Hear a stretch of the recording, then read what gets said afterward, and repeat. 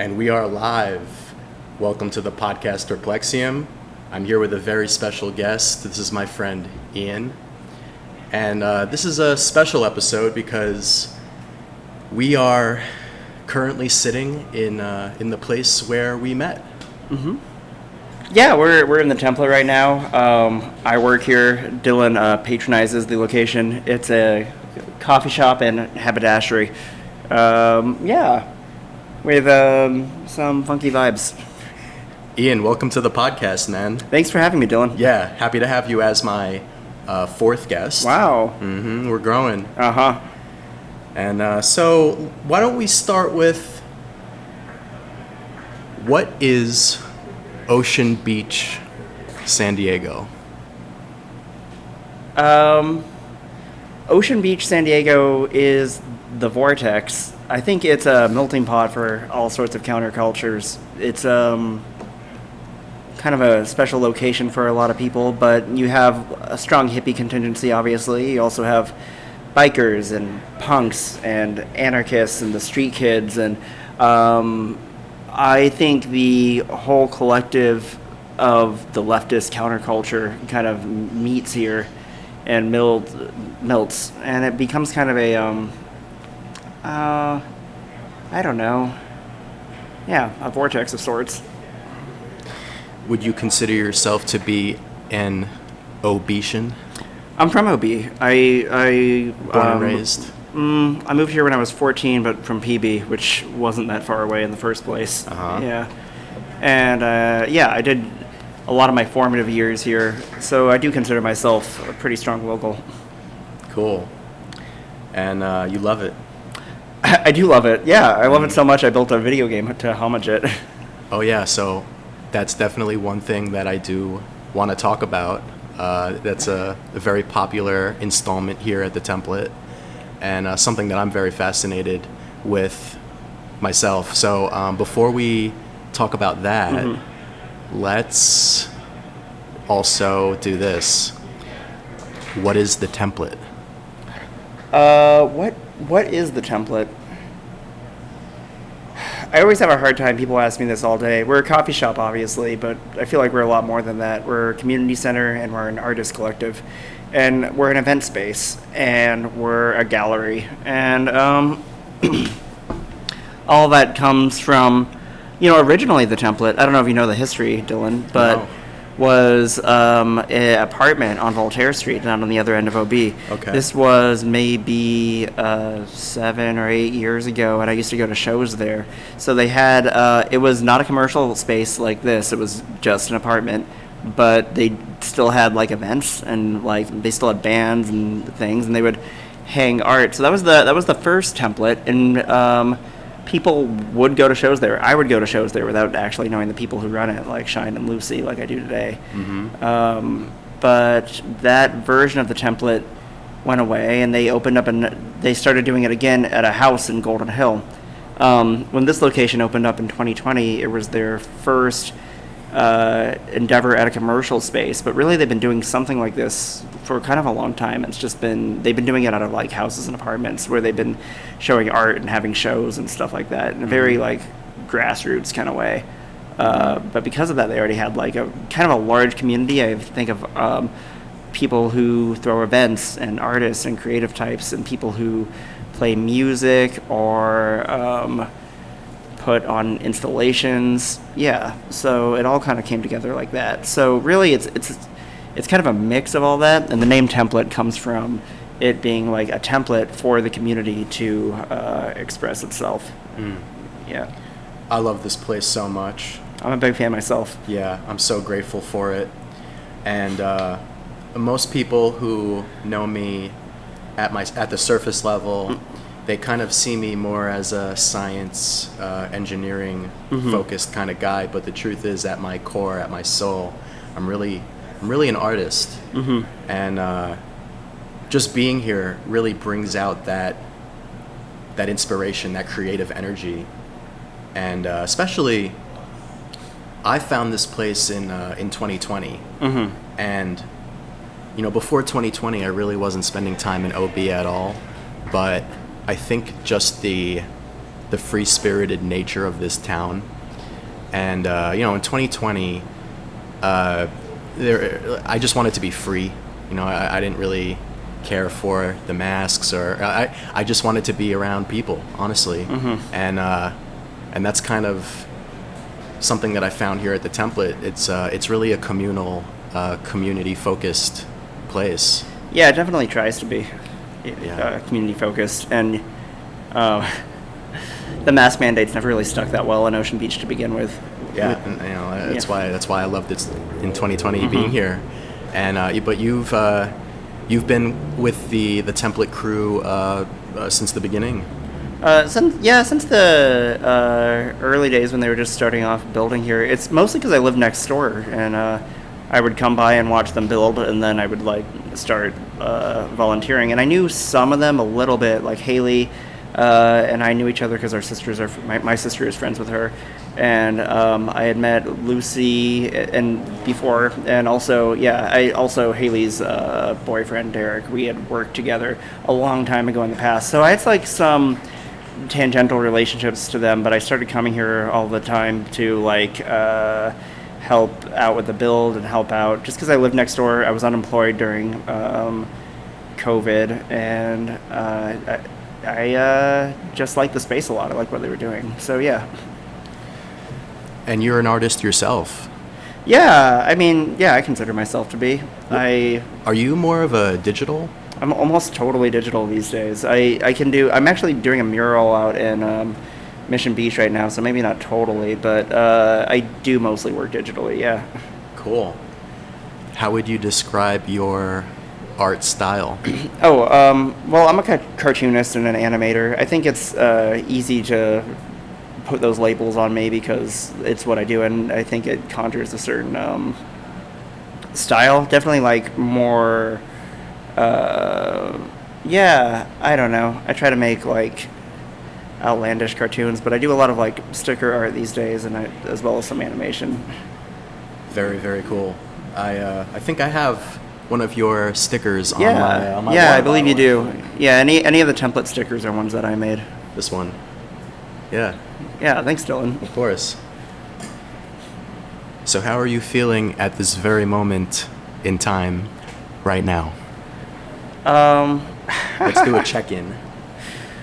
Yeah, I think in general I'm feeling pretty good. I kind of like where things are.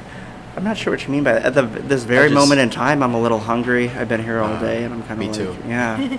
Right, what's up with that? Yeah, I didn't really eat enough, but... Yeah, me neither. I forgot to eat before coming here, but, we're doing happens. it. Yeah. We're going to get it done. Cool, man. So, we got to talk about the little video game booth that you made.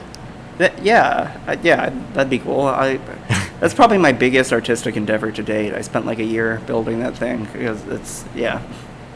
Okay, so for the video viewers out there on Spotify or YouTube, I'm going to...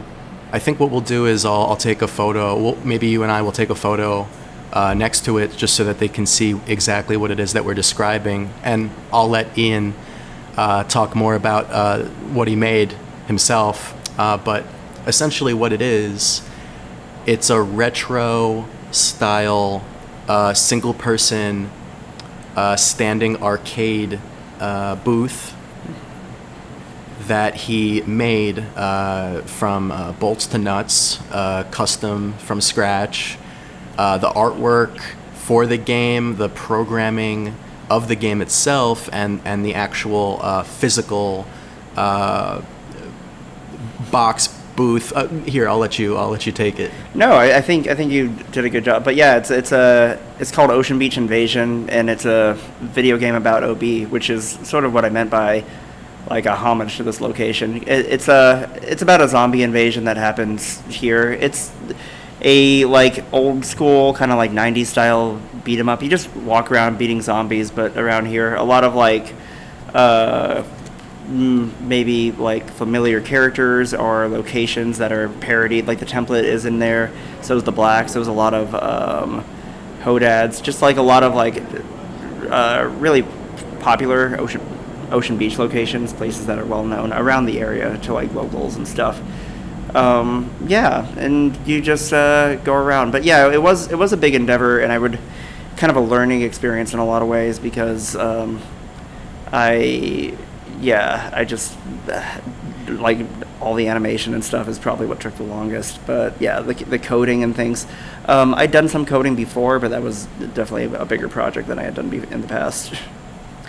Well, the game looks fantastic, and when I come here, either just to hang out or work, and I see people walk in, and the look of pure joy and excitement on their face when they see it and they go up and they see that it's an OB retro arcade video game, and it's coin slot. Oh yeah, it's coin operated. A lot of people don't think it actually works. They think it's an art installation, but it's playable. Oh, it's completely functional. Yeah, you could just put quarters in it. Yeah, and seeing the joy on their face brings me joy every time. It looks great, and I want to know. So, what came first? Was it so the animation was first? It was all worked on at the same time. I would usually animate a certain thing, like a running sequence, and then you program it to make like running happen. And then, so yeah, it was kind of worked on in tandem. It's not like I did all the animation or even knew everything that I wanted to animate right off the bat. I just kind of went with it. Yeah, it started off as a quarantine project, and then I got kind of burnt out on it and dropped it for a couple months, and then I picked it up again, and then it was sort of like that. So, if you don't mind me asking, yeah, including the breaks of time where you took off from start to finish, how long did it take to finish it? Including the breaks of time, it took, let's see, because I did start in March of 2020, maybe April, I don't know, shortly after the pandemic started, and I lost my job as a substitute teacher because all the schools were closed, and I've always wanted to make a video game, and it seemed like a fun thing to do, to challenge myself. So cool. It wasn't until I finished it in January of this year. So how long is that? That's like almost 2 years, maybe a year and 9 months or something. Yeah. What would you say was the hardest part in total? I think the hardest part is actually staying motivated enough to finish it, which is maybe not the answer you were looking for, but it's true because like it's easy to like. I've started a lot of projects in the past. This isn't my first time trying to make a video game. It's just my first time like putting one out in public because I think it's easy to start projects and it's kind of fun in the beginning, but like it gets really tedious trying to figure out everything and all the little details. And even now, there's like updates and stuff I want to make to it where I don't fully consider it finished, but it's finished enough. It's at least in beta. I mean, it's out here and playable. Yeah. Okay, wait. So, correct me if I'm wrong. I'm gonna try to go off my memory of what happens in the game. It's been a while since I've played it. So there's these aliens that are invading OB. Yeah. And they make zombies. Yeah. Okay. Yeah. All right. So aliens plus zombies. The aliens are turning the citizens, which are like a lot of like kind of cliched OB types, you know, like hippies and drunkards, tattooed burly men, that kind of thing, just into zombies by zapping them with lasers, and then you fight the zombies, and then more zombies show up. Yeah. Okay, and there's a boss. There's 2 bosses actually. Yeah.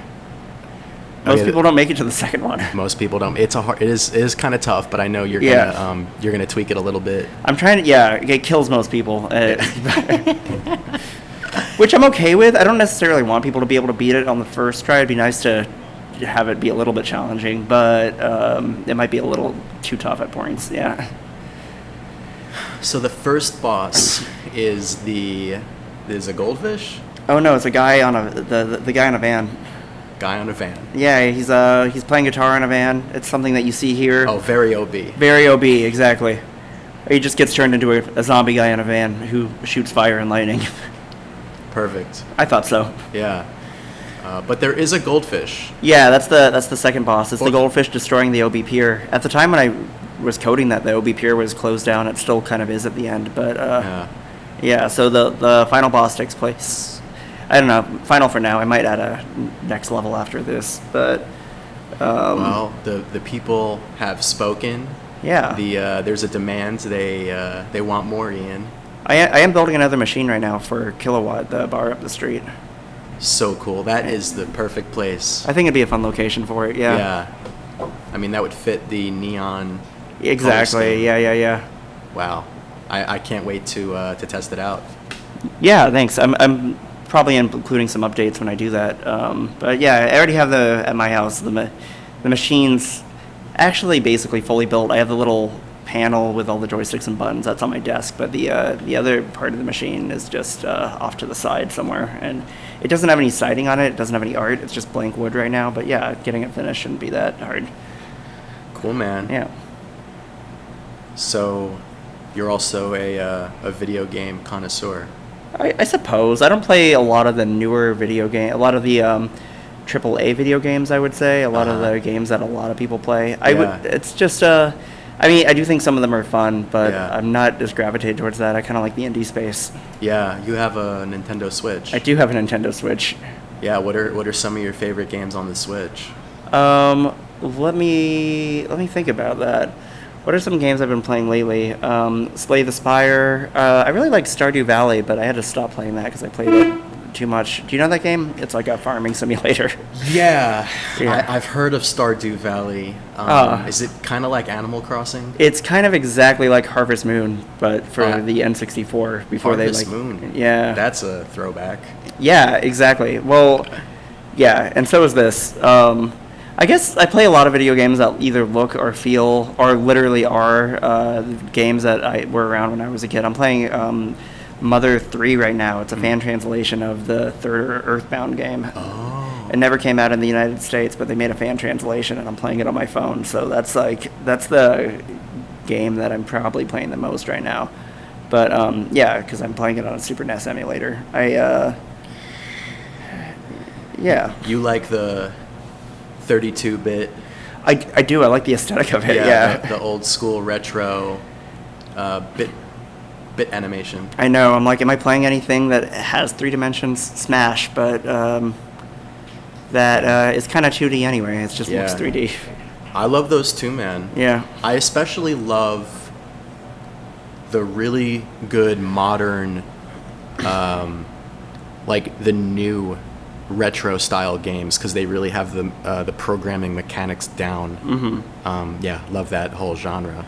Yeah, I do too. I think modern takes on retro games are actually pretty good, because early retro games actually kind of have a lot of flaws in terms of difficulty and readability, and some of them are great, but other ones are kind of great, but they do have problems. Yeah. Ian, do you remember how we met?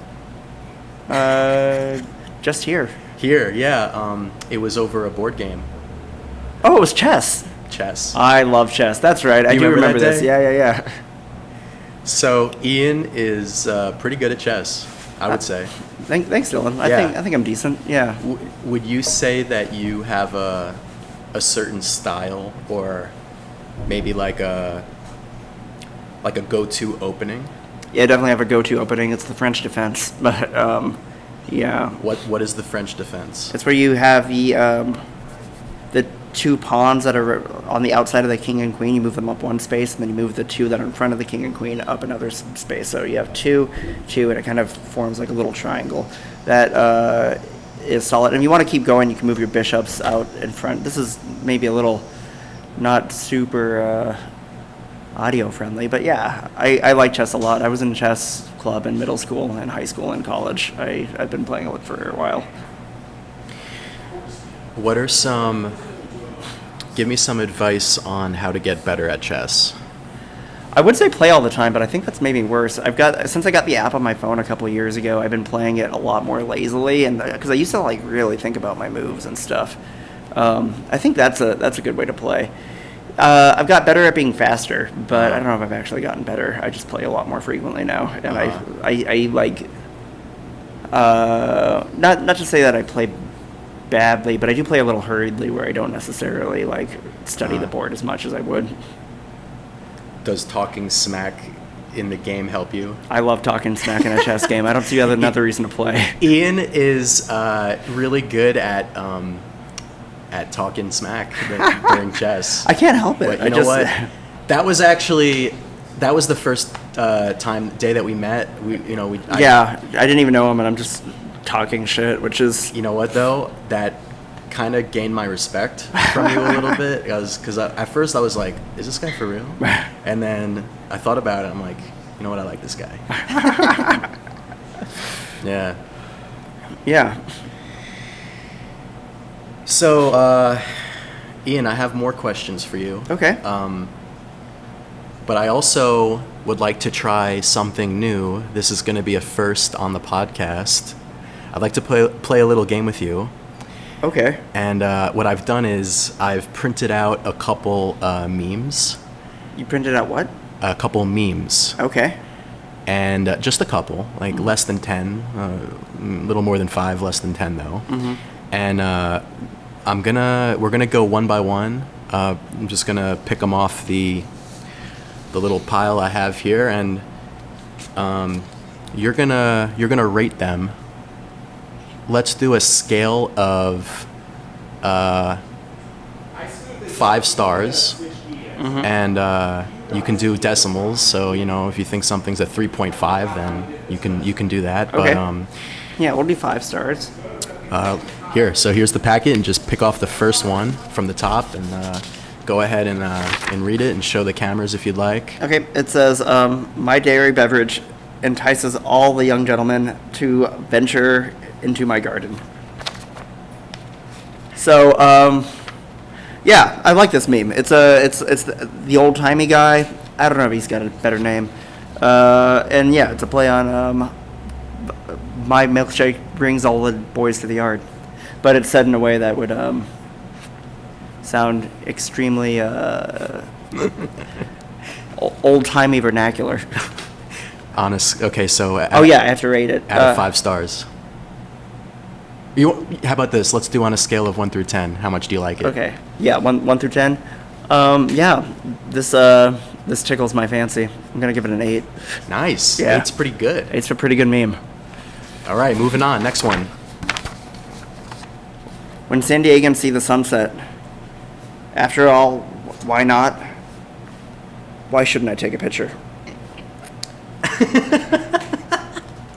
And it's a picture of, I think, Bilbo Baggins from Lord of the Rings. With a phone photoshopped into it. Why not? Have you seen The Lord of the Rings? It's been a long time. I saw it when it came out. I don't think I've seen it once since then. I've read the books more recently. I'm more familiar with that. But so I could actually talk endlessly about Lord of the Rings because I know a lot about it, but I think it's really boring. Yeah. Okay. Yeah. All right, that's all right. A lot of people think that. Yeah, because they just walk forever. Yeah, it's a lot of journeying. Yeah. True. A big Tolkien fan? I mean, I like the movies. I like the trilogy.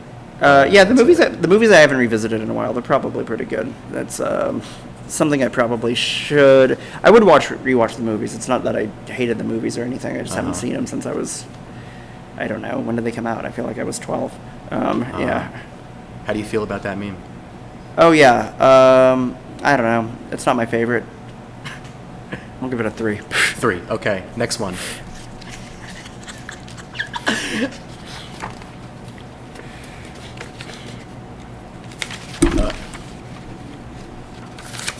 All right. We have a couple versions of poo. He's getting increasingly fancy. It says bottle of water, boo-o-o-woho, boodle of water. And he's British here, yeah. Boo-o-o-water and boodle of water. Yeah. I like this one, but Is it a little confusing? No. I think I get it. It's just normal poo, a British poo, and an American poo. Something I want to know, Yeah. something I'm wondering right now is why does the American poo look more British than the British poo. Well, I've seen this meme before without the flags here, and I think that's it. Because usually it's done like increasingly. You know how you see memes that are like scales of things. So you start off with the basic one, and then you go a little higher. Yeah. And then you go like, oh, this is the most fancy. So I think putting the flags here kind of makes the memes a little bit more confusing because I'm not totally sure what it's trying to represent. But yeah, usually this one would be the classiest incarnation of whatever thing it's trying to say. I don't know. Because of confusion and because who cares about bottles of water? I'll give it a 5. Solid mid-level meme. This is going to be a little fun for the audio-only listeners, but use your imagination. That's right. Buy all of the poot coin and dump all my fat bucks into doo-doo coin. Like guy on like an old time cell phone. Yeah, I mean, I think it's just like an old stockbroker, how you might talk on the phone about stocks, but in the modern era of Bitcoin, where they all have silly names like poot coin and fart bucks. It's not even. It's funny because it's a meme, but it's like not even that unrealistic. I guess that's what makes it funny. Yeah, I like it. You're doing a great job at reviewing these memes, Ian. Thanks. I've always thought I'd be a good meme reviewer. I don't know. Maybe a 7. That's pretty good. I think it's a funny. Yeah, it's funny because it's so on point with how Bitcoin the modern zeitgeist. The modern zeitgeist, yeah, just the way that crypto is today, with like it being like real but also kind of a joke. I don't know. Yeah. It's yeah. Okay, I think we have 2 more. Okay. It's another one of these old-timey gentlemen. He's my favorite. So it says, I am enamored of ample posteriors. Furthermore, I find myself unable to other falsehoods. Yeah, it's great. It's I like big butts, and I cannot lie. Good job, Ian. Yeah, I know. I can parse his tongue. I don't know, man. I just kind of like overdone vernacular. I think it's funny. I do too. Yeah. Especially when it's like to rap songs. Oh, another 8. Why not? 8. Yeah. Good. I don't want to because if I go 10, I can never go higher. Yeah. You really gotta like. I mean, what if the next one just blows I gotta. you If away? I'm not like actively shitting, then it probably shouldn't be a 10. But okay. It's an arm wrestle, 3-way arm wrestle, having the same middle name: Alexander the Great, Bob the Builder, Kermit the Frog. It's funny because their middle name is all the.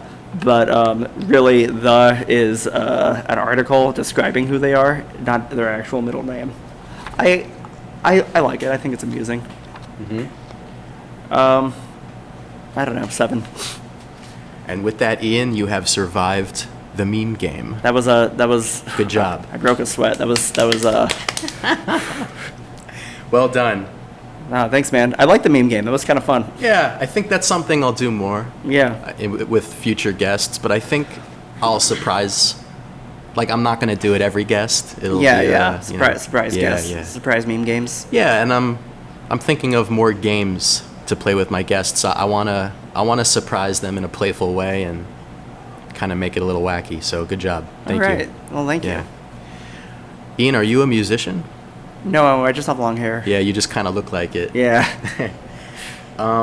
Yeah, that long hair is definitely characteristic of you. How long have you had that for? I've had long hair long time since I was a teenager, but I cut it all off maybe a couple of years ago, and I hate short hair. I just felt so naked, so I grew it back, and now it's long again. Yeah, I cut it all off. Oh, I don't know. You think you'll maybe keep it like forever? 4 or 5 years ago. See, I don't know, man. I got I feel like I got like a lot of what do you call it? Just like psychic baggage tied up in my hair, and I tried cutting it just to be like I could have short hair because at that point I had long hair. Till I was in my like mid-20s, so like over 10 years from when I was like a teenager, like 13 or 14. I don't know. And when I did, I'm just like, I hate this. I hate the way I look. I hate the way I feel. And it affected me. Like, it wasn't just the way I looked. I don't know. I felt like it was a lot of my, it's silly to say identity because it doesn't, like, I feel like people make assumptions about me based on my long hair that are, like, not even accurate. They like that, like I play music or that I do drugs or something like that. Sure. Which or neither of which are accurate. I just think I look the part though. But I don't know. Will I ever cut it? That was your actual question, wasn't it? I'd like to say yes. It's weird. It takes like an amount of courage for me to cut it, and I'm like, I'm just more comfortable with long hair, so maybe not, but probably one day, yeah. I'm trying to grow my hair long. Are you? I am. Be like one of us hippies here? Yeah, you guys are rubbing off on me. Oh no. Yeah, but I have curly hair, so it's not quite gonna look like yours. What's gonna happen if you grow it out? Does it just get wavier? Well, I don't want my hair to have an afro kind of look to it. See, my hair curls, but I want it to curl down, not really like out and up and out.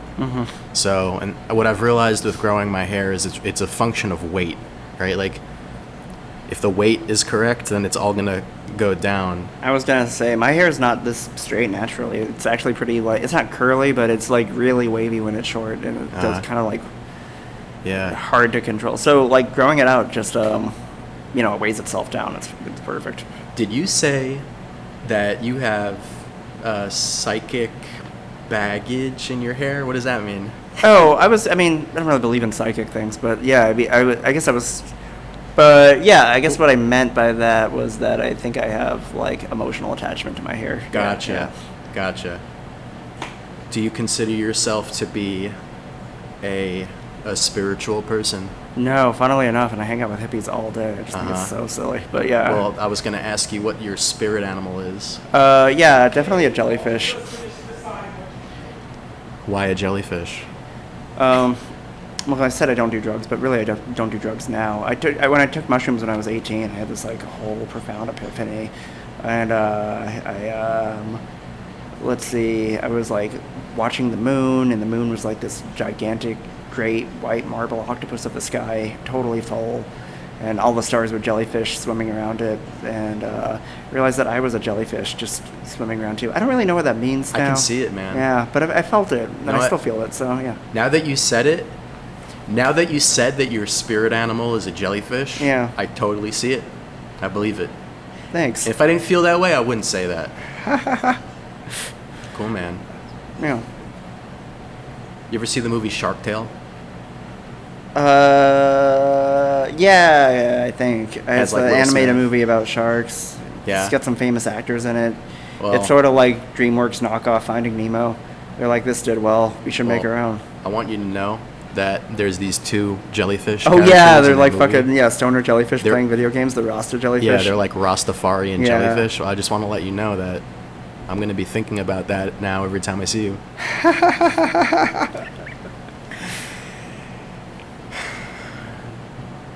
Do you know what lucid dreaming is? Yeah, it's where you are aware that you're dreaming when you're dreaming, so you can like do things in the dream rather than just letting the dream carry you along.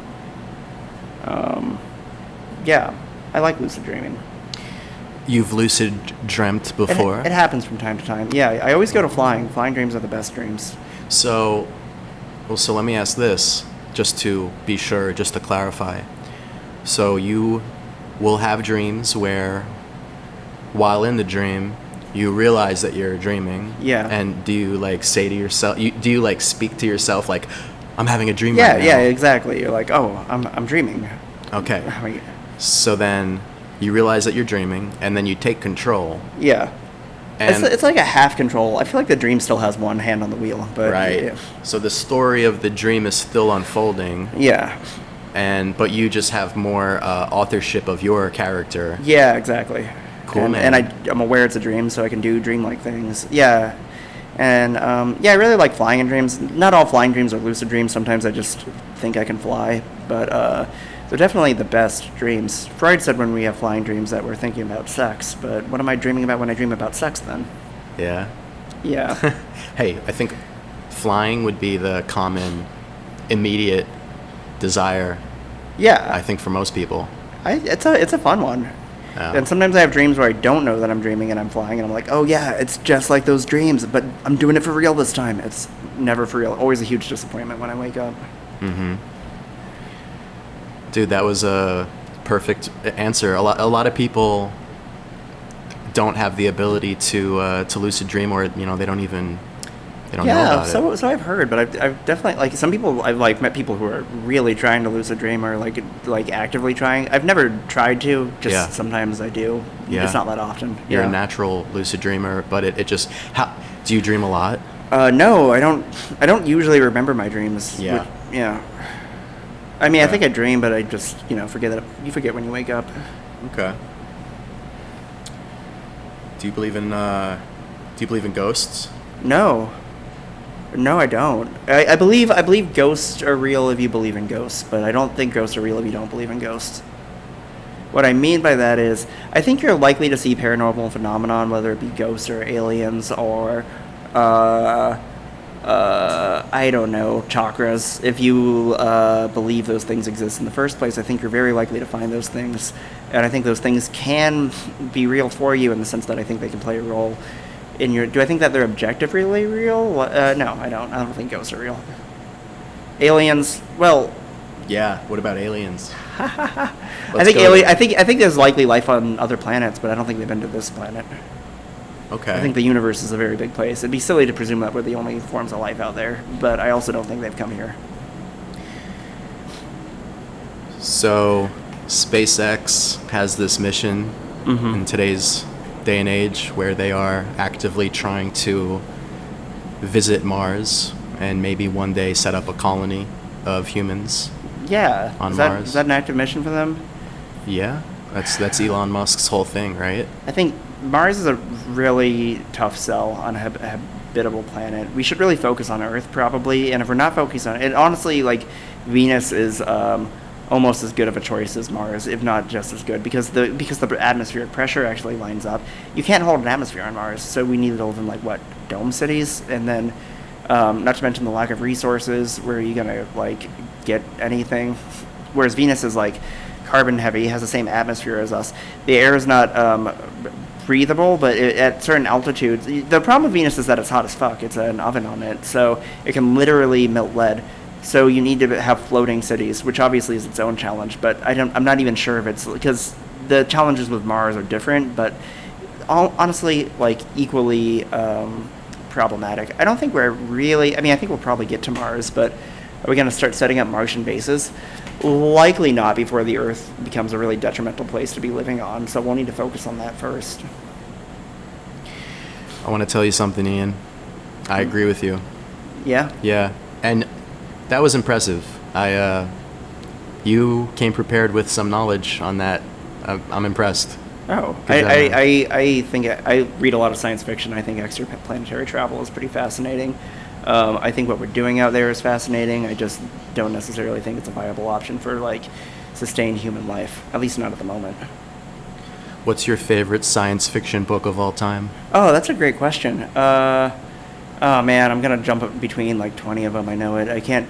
I don't know if I should just. Well, here, give me a recommendation for someone who really doesn't read that much. Yeah. If I wanted to just dip my toes in the genre, what's a good start? Hitchhiker's Guide to the Galaxy is pretty funny. If you kind of a lighter sci-fi that's really humorous, stood the test of time and is really cleverly written. I like Hitchhiker's Guide to the Galaxy. If you want something more serious, that's very I don't know, just like a head trip of a series. I think Dan Simmons' Hyperion, the first two books which is a complete story, a great kind of hard sci-fi. Oh, speaking of hard sci-fi, The Martian, which is very hard, meaning that it takes science very seriously, was a great read. I really like The Martian. Is that the same as the movie that just came out? Yeah, it came out a couple of years ago. The one with Matt Damon was in it, right? Didn't see it. Yeah, I often don't even bother with the movies at all. Speaking of that, my cousin recommended a show to me on, I think, Amazon Prime called. Oh my gosh, what is it? I literally just went through the whole fucking book series. It was great, but I haven't even watched the show. He recommended a show, and I was like, oh, it's based on a book. I'll check that out in depth and read 9 books. Is it The Expanse? It's The Expanse. The Expanse is fucking excellent. Oh, I'm so happy I got that. Yeah. I don't even ever open up Amazon Prime Video. And you knew that exactly. I don't know how. That's so funny. Yeah. The Expanse was, I mean, I wouldn't call it my favorite, and it's like something I read more recently, so I think it's just like, oh, that was pretty good. But it was pretty good. I thought The Expanse was like really good. There was 9 books, so it kept me occupied for a while. And the last one just came out pretty recently, like a couple months ago. So it actually came out, which never happens. Because I finished the 8th book, and then I'm like, oh, the story didn't finish. I got another book, and it's not out yet. And then it came out like a month later. I'm like, well, hot damn. Mm-hmm. Perfect timing, really. But like with Game of Thrones, which is also something that I read but didn't watch. I don't really watch a lot of things, but I'll fuck with the books a lot. So Game of Thrones I really like. But I loved Game of Thrones. Fucking George R. R. Martin's just never going to come out with another book, I don't think. And same with the Name of the Wind. Who wrote that? Patrick Rossworth. It's another really great fantasy novel. Like, it often gets compared to Game of Thrones, actually, but like Game of Thrones, the guy's just never going to finish it. I don't know. Maybe he will, but I'm calling him out on this podcast. I know you're listening, Patrick Rossworth, and if you are, please just come out with the next book. It's been like 12 fucking years. You know about the new Game of Thrones show coming out? Yeah, I heard George is getting involved in that. It's prequel, right? Yeah, it's like a House of Targaryen kind of thing. He did come out with a book about that. So he came out with a book in the Game of Thrones universe, like 2 years ago? That wasn't Game of Thrones. It was like a history lesson. It was really boring, and I didn't think it would be. So I tried reading it, and I'm like, I don't know about this. I only got like halfway through. It's not like an engaging narrative. It's just like a history novel about like the novel is putting too much narrative in it. It's just history. Yeah. Ian, give me some life advice. Oh, shit. I don't know if I'm the best person to be asking about life advice from. I'm not very active in facilitating my own. What would be some good life advice? I don't know. I do think people tend to get too stressed out about small things and get too absorbed in their own world where things that ultimately don't really matter become very important to them, and they get kind of stressed out by it. Yeah. So I don't know. Just recognize how absolutely trivial you are in the scope of the universe, and that's how I get by. Although the downside to that is like, I don't know. There's not a lot of motivation to accomplish much when you're a speck of dust on the like ass end of the universe. I think that's good advice, Ian. And I feel the same way. I feel like people these days they got to slow down. You know. I think everyone's moving too fast, and everyone's trying to get from A to B to C to D, and no one's really taking the time to just stand still and just listen, and I think we got to do more of that. So I think that's good advice. Ian, you've been a great guest, and really grateful that you're here and you're part of the template. And thanks, Dylan. I'm grateful that you're part of the template too, and the way that you're here a lot of the time I'm here. Thanks, man. Yeah. And again, thank you for being my 4th guest, and I will see you soon, man. Thank you. Thanks for having me.